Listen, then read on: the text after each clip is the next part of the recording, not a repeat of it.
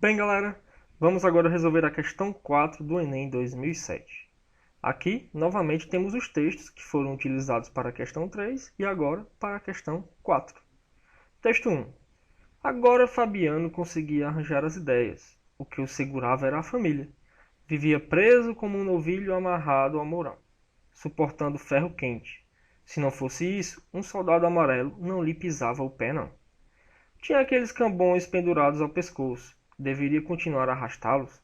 Sim, a Vitória dormia mal na cama de varas. Os meninos eram uns brutos, como o pai.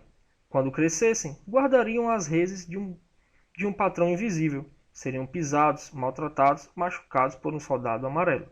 Aqui, o trecho de Vidas Secas de Graciliano Ramos. Agora, foquemos mais no texto 2, pois a questão 4 é focada nesse texto. Para Graciliano, o roceiro pobre é um outro, enigmático, impermeável. Não há solução fácil para uma tentativa de incorporação dessa figura no campo da ficção.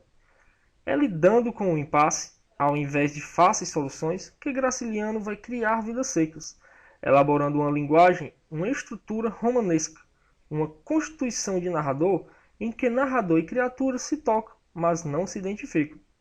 Em grande medida, o debate acontece porque, para a intelectualidade brasileira, naquele momento, o pobre, a despeito de aparecer idealizado em certos aspectos, ainda é visto como um ser humano de segunda categoria, simples demais, incapaz de ter pensamentos demasiadamente complexos.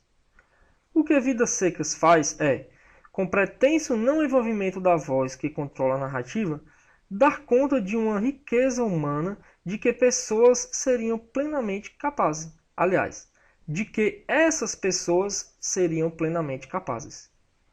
Vamos então ao que pede a questão 4. No texto 2, verifica-se que o autor utiliza linguagem predominantemente formal, vou grifar predominantemente formal, para problematizar na composição de Vidas Secas a relação entre o escritor e o personagem popular.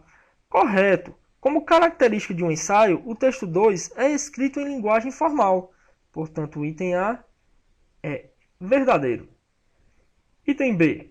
Linguagem inovadora, visto que, sem abandonar a linguagem formal, dirige-se diretamente ao leitor.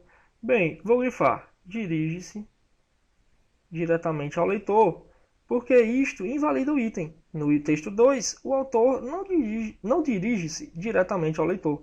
Portanto, item B, incorreto.